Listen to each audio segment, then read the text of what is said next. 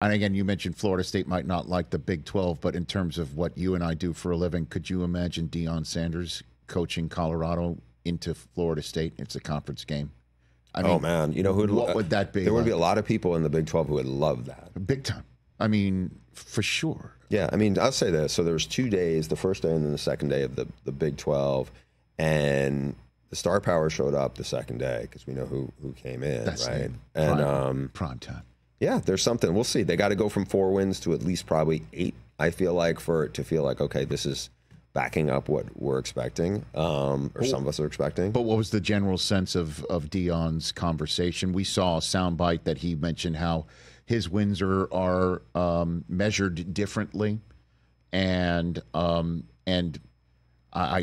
sure that landed in certain parts of the Big 12 landscape potentially is like, okay, you won 4 games last year. I just know how Deion is where he's coming from. I don't disagree with him that his wins are actually measured differently. Because everything is different, right? Like I work for Fox Sports, and the first month of the season, we got insane ratings numbers. And so did ESPN so did this show. Anytime we talked about him, I'm not kidding. and also when we wrote about him or anything kind of connected to him, not always, but sometimes, the response was very strong, and people are like, "Well, why?"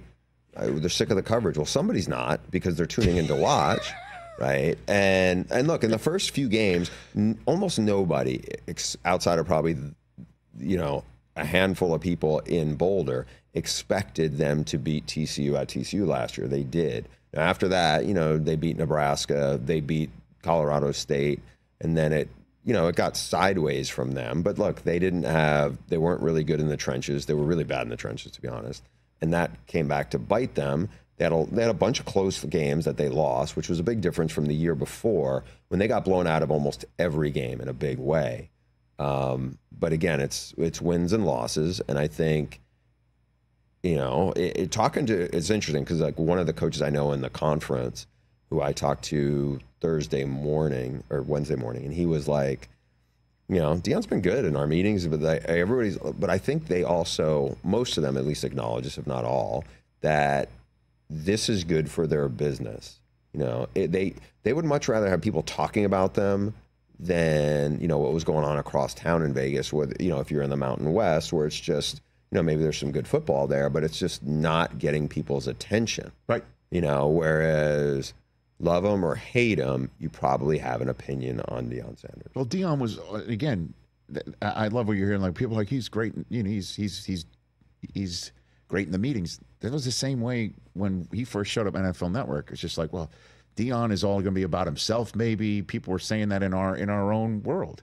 Then he showed up and he's like, he's the greatest teammate you can possibly have. He totally understands about business. He totally understands what makes something work. He totally understands what he brings to that equation and how he can leverage that for his own business. I mean, honestly, that doesn't surprise me.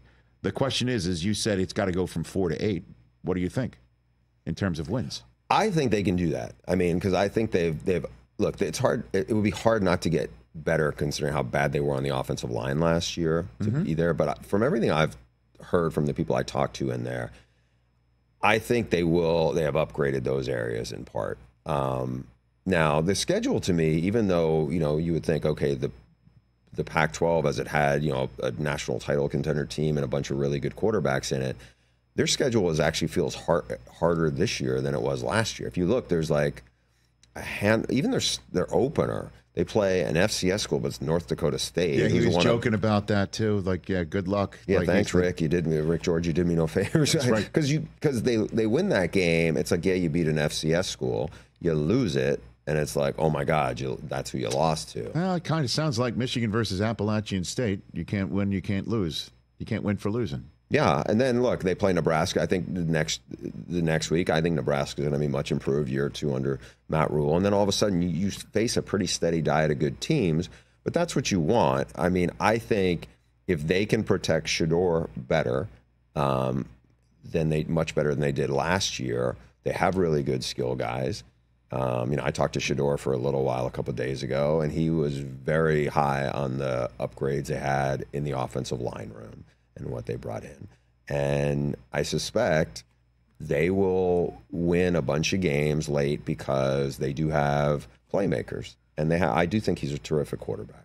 So as long as he's healthy and as long as he's not under just total duress all the time, I think they'll get to 8 wins. I don't know if they can do more than that. I mean, who knows?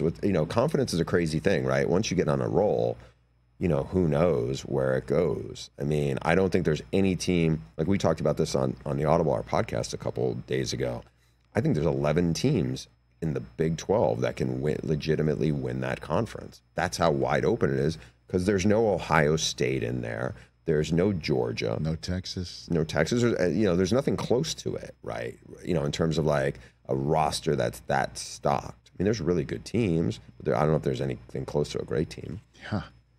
And what about Prime's statement that he thinks that Colorado could have the first and second overall picks of next year's NFL draft?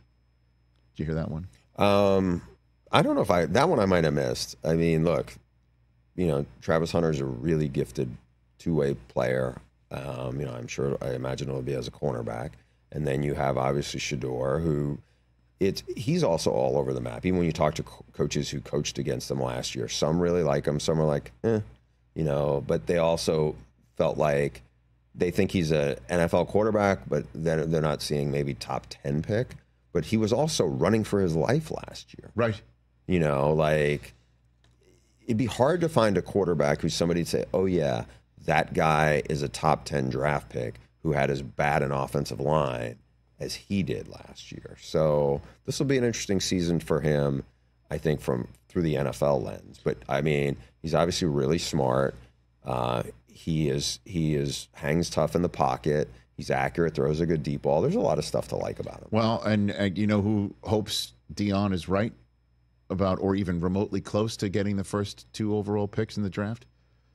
Being Colorado players, including Shador. Well, I'm sorry. Every single draft broadcast. Oh, yeah, every you're right. last one of them. I'll raise my hand at NFL Network. Everybody at ESPN, ABC, anybody that has anything to do with the NFL draft first round in Green Bay, Wisconsin, if Deion rolls in there with 2 guys at the top of the draft, and it could go Colorado to start the draft. You know who else would hope that? Through the roof. You know what else would hope that? Probably everybody who's in in offices at Fox, everybody who's in offices at the Big 12. Because if they end up anywhere near the top 5 overall picks, both of them, that means Colorado had a terrific year, and that means the ratings aren't just an October thing. They're a 3 or potentially 4.5 month thing. Which is why Deion says that his wins are viewed differently. It's the truth. It's a fact, and the numbers support it. Catch the Rich Eisen Show every single day on the Roku channel, 12 to 3 Eastern, for free.